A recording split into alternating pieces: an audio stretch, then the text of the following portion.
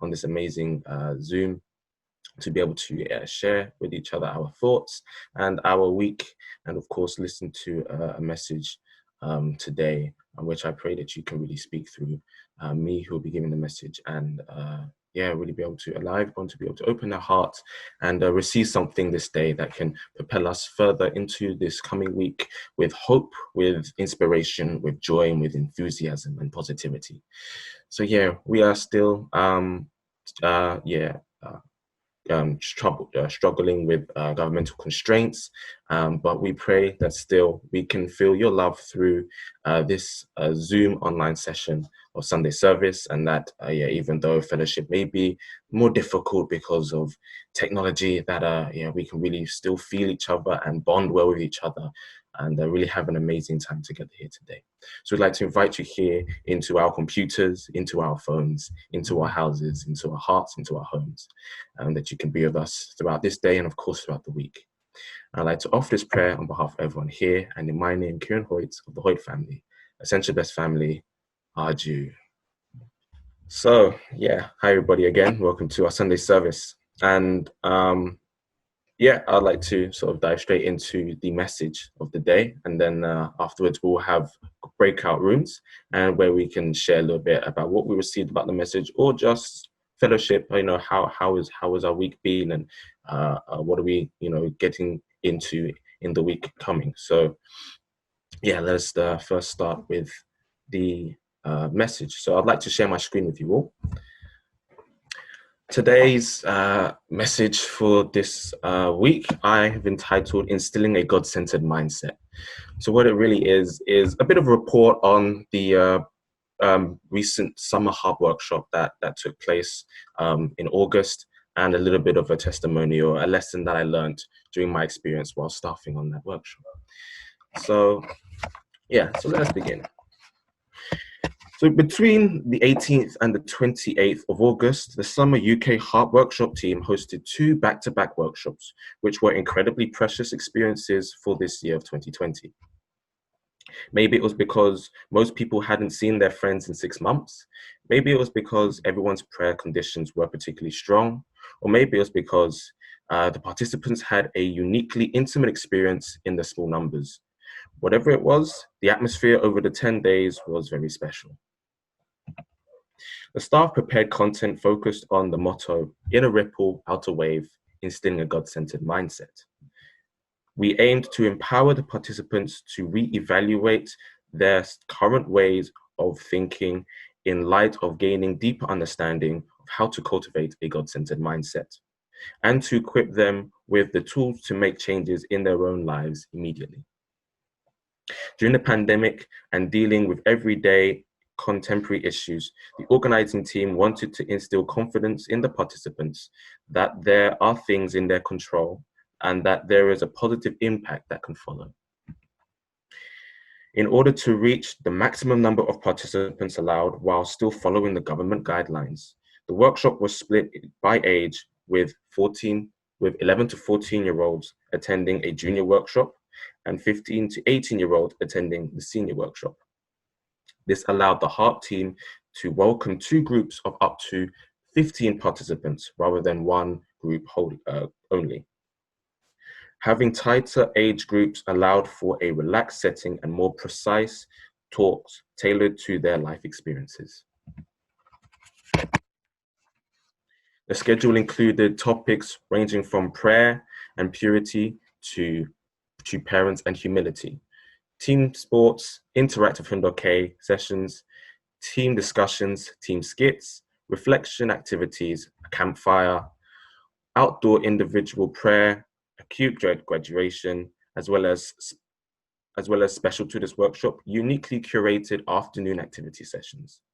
On both workshops, we had a team building activity afternoon and another activity afternoon dedicated to more learning about true parents' lives. The senior workshop also had a challenge afternoon where teams had the opportunity to bond over more intense activities, and one known as Heaven's Training. So this is just a short report on the activities that went on over this heart workshop, and all the different amazing things that went on. And throughout all these events and all these activities and talks, we had Matthew Hewish who was giving the lectures for both workshops, which was really amazing. Great content there. Definitely on the lines of divine principle. It was really great. But throughout all of these things and in the middle of all of it, going on in and out, two workshops, there was me. So I was one of the main organizers of this workshop, and during my workshop, my role was actually sports coordinator. So alongside of creating game sessions for these participants, I also organized some of the activities, like the team bonding session and the intense challenge afternoon. And I also gave some talks towards the participants on both workshops. So this workshop was a little bit different for me. Even though I've staffed on many workshops before, this was the first time that I was actually giving talks in front of the participants. And normally, as a sports coordinator, it feels very easy to sort of withdraw yourself from some of the participants' lives, because in my mind, at least, is I have to organize this, and then I have to organize that, and then I have to come up with games and activities and be very creative. And so sometimes it feels like it's easy to become only known as the sports guy. And so I kind of had a little bit of a struggle with this, because I want to be known as more than just a sports guy. I want to be able to be known as someone who can really inspire people and invest in people and really share great wisdom and truth and things like this. So this was something that was very much going on in my mind throughout this workshop. Was, especially for giving talks, I had always in my mind. I feel like everyone can agree with this. We have these great thoughts of how can I impart great wisdom and great truth and great knowledge and understanding to everybody, and how can I be seen or be known as this wise guru kind of thought in my mind. And so I was constantly thinking, how can I give these guys a great wisdom? What great truth, great wisdom can I give them? So whilst preparing all of these activities and especially preparing my talks, I was taken back to a Bible verse, one of my favorites at the moment, of 1 Corinthians chapter 13. So I'd like to read that to you. If I speak in tongues of men or of angels, but do not have love, I am only a resounding gong or a clanging cymbal. If I have the gift of prophecy and can fathom all the mysteries and all the knowledge, and if I have faith that can move mountains, but I do not have love, I am nothing. If I give all I possess to the poor and give my body over to hardship that I may boast, but do not have love, I gain nothing. Love is patient, love is kind. It does not envy. It does not boast. It is not proud. It does not dishonor others. It is not self-seeking. It is not easily angered. It keeps no record of wrongs. Love does not delight in evil, but rejoices with the truth. It always protects, always trusts, always hopes, always preserves. Oh, perseveres. My apologies.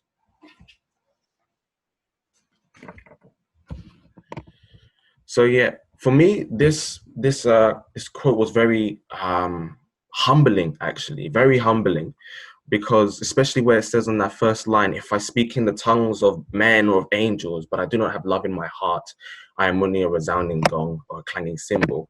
It's to me, it was saying very much that if I did not have love in my heart, then everything that I say and everything that I do is only noise. And it's really, truly important for me to have love in my heart. So what was important was that I had love in my heart. And even the passage goes on to say, love never fails, but where there are prophecies, they will cease. Love never cease. Where there are tongues, they will be stilled. Where there is knowledge, it will pass away. For we know in part and we prophesy in part. But when completeness comes, what is in part disappears. When I was a child, I talked like a child. I thought like a child. I reasoned like a child. When I became a man, I put the ways of childhood behind me. For now we see only reflection as in a mirror. Then we shall see face to face. Now I know in part. Then I shall know fully, even as I am fully known. And now these three remain: faith, hope, and love. But the greatest of these is love. What I found so interesting about this was how important, again, it was to have this amazing kind of love in our hearts. This sort of love that it talks about earlier in verse 3, so verse 4 to verse 7, where it's talking about, love being patient and kind, this amazing kind of love that we know as true love in this kind of way, and how important it is to have that in my heart, and how it doesn't matter what kind of truth I have or what kind of amazing knowledge I have. If I do not have love in my heart, that is what is most important. And that is what, as we know, moves people's hearts. It's not amazing truth. It is not just amazing truth. It is not large amounts of knowledge or deep thoughts, but it is the love that we do things. And so what I really found also in this verse here, where it says, for we know in part and we prophesy in part, but when completeness comes, what is in part disappears. I truly believe that love is that missing piece. That missing piece for me, where that turns what things that we do from good things into great things, and from great things into amazing things. Our deeds are propelled or amplified by the love that we have in our hearts. So if we have truth in our hearts that we want to share, what matters most is that we do it with love and with a loving mind and with a loving heart. This God-centered love, this God's kind of love. It's true love, as we know. And so, throughout this workshop, with that quote in mind, especially the first part and the where it talks about a resounding gong and a clanging cymbal, I came to always ask myself this simple question: how can I embody this kind of love? How can I embody God's love? Or even, how can I have God's love rest in me so that I can love others in a way that God hopes, so I can be a channel of God's love? And I feel like sometimes it is easy for us to forget how important love is, especially when we are really busy, when work is so pressing on us and we have so many different things to do, that we forget how important love is, and how love can really help us to do great things, can it elevate the value of what we do. And I felt like for me on this workshop, I did a lot of praying, actually, more praying than I usually do on workshops, simply because I had this question in my mind and I kept on asking it, not in a way of trying to search for an answer, but asking it in a way to remind myself to live in this kind of way, to be able to have love in my heart, to be able to receive God's love, so that I can, so that all the activities and all the talks that I give and that I organize can be felt by the participants. This love can be felt. I can be truly a channel of God's love. And so, on workshops regularly we have prayer nights, and I'm pretty sure we all kind of understand the concept of creating an atmosphere through song and through meditation, so that we can have maybe 21 minute, or maybe has previously been 40 minutes of individual unison prayer with our heavenly parents, to be able to share everything that is going on in our lives right now, our thoughts, our hopes, our dreams, etc. So we have this, and regularly we have it on a workshop, and also on this workshop we did have it. But something we did a little bit different, it's a little bit new, was the day after. So the morning of the day after this prayer evening session or prayer night, normally instead of having morning exercise where we wake up and we run around the field and we stretch and we do something to wake our bodies up, we had a session known as Morning with God. So this is simply to encourage us to think that there are more ways to relate with our heavenly parents than just prayer, than just the regular things that we do. And it's to implant the idea of living with God. in everything that we do can be a form of prayer.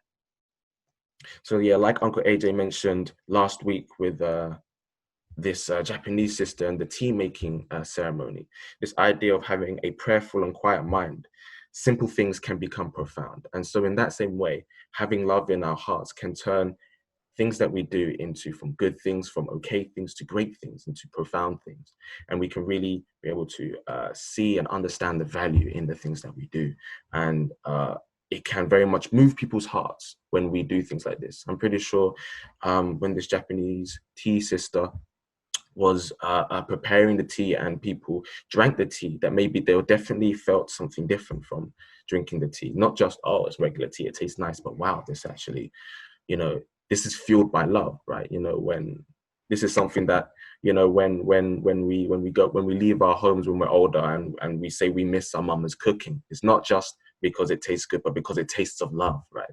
And so this idea that, yeah, doing things with love and embodying God's love and true love in this way can really elevate the things that we do and can really impart a profound experience upon other people. And so for me, this was an important lesson that I learned. And the motto of this workshop was instilling a God-centered mindset. So how I understood it wasn't a radical change in my lifestyle or in the things I do or in the way I think, but it was a small shift in prioritizing love over knowledge and truth. Simply asking a question every now and then, how can I have God's love rest in me? Just a reminder to do things with love and to live with love. And because God is love, therefore to live with God. So this was an experience I had in this workshop through a lot of prayer and a lot of patience and a lot of preparation, really coming to understand definitely that what matters most is not being able to impart great wisdom and great truth and become known or seen as this kind of person. As it mentioned earlier, you know, am I doing this as just to boast, or am I doing it truly out of love? Am I embodying these kinds of love that it says here in verse 4-7? Am I being patient? Am I being kind? Am I trusting in others, or am I becoming someone that can people can trust in? Am I being hopeful and positive? Am I, you know, being protective? Am I taking care of things and people? This was something that I felt was very, very impactful for me on that workshop. Something very simple, yet very profound, and a small thing that can help us shift our mindset into being a little more God-centered, a little more centered upon love, and really just to remind ourselves or remind myself to act and live in this kind of way, so that the things that I do are very much centered on God, and so therefore people can feel that love and can really be moved. That is what matters. It's not being seen as an amazing person, but is truly trying to move and change the world. And of course, that is through love. And so this was my experience on this workshop. That was a short report on the workshop. I hope you guys had an amazing a week as well. And yeah, thank you for listening to me. So yeah, that sort of ends our, so to speak, message section of the Sunday service. And now I'd like to put everyone into discussion groups, into breakout rooms, so we can just share a little bit about the week and about our time. And of course, if you'd like to share about the message, hopefully if I'm not in the the chatter, I'm joking. Of course, we can share with me there. But so just give me a few minutes, and I'll just organize everything and send you off into your breakout rooms. Hi, everybody. So I hope you all had a lovely breakout session, fellowship, chatting and catching up with each other. Seems like a few people maybe already left. That's fine. So yeah, so I'd like to just quickly close this session with a prayer. So again, please join me in a prayer. Dearest most beloved Heavenly Parents and true parents of heaven, earth, and humankind, Father, Mother, thank you for this day. Thank you for allowing us to gather together as a lovely Central London community of brothers and sisters, elders, uncles and aunties. Really grateful for this opportunity to be here and to be able to share with each other our week and our time, and of course be able to share messages today. I really pray you can be with all of us throughout this coming week, and of course even further beyond that, we can really reflect upon the message and upon other words that we heard today, from be it fellowship or our individual reading. We pray that you can be with us throughout this week, and even for those that weren't able to attend this session, I pray that you can also be with them, as we know they're in our hearts, and you carry us in your heart as well. So we also pray for them. I'm really grateful for this opportunity to be here, and I pray you can really be with us all throughout this day, and that we can live with you and love with you. And I'd like to offer this prayer on behalf of everyone here in my name, Kieran Hoyte, of the Hoyte family, Ascension Best family. Jew. So yes, thank you so much everybody for coming to this Sunday service, Zoom Sunday service online. Just one more notice to mention. So I believe next week, the 27th of September, would be the Rally of Hope in Korea. So we will not have a Central London Sunday service. We encourage you all to be able to attend that. It should be early morning on the 27th. Please attend that, and maybe the week after that we can have a talk on something from that. We don't know, but anyway, thank you so much for this time. Thank you so much for being here, and of course, it's lovely to see you. Have a lovely week. Bye.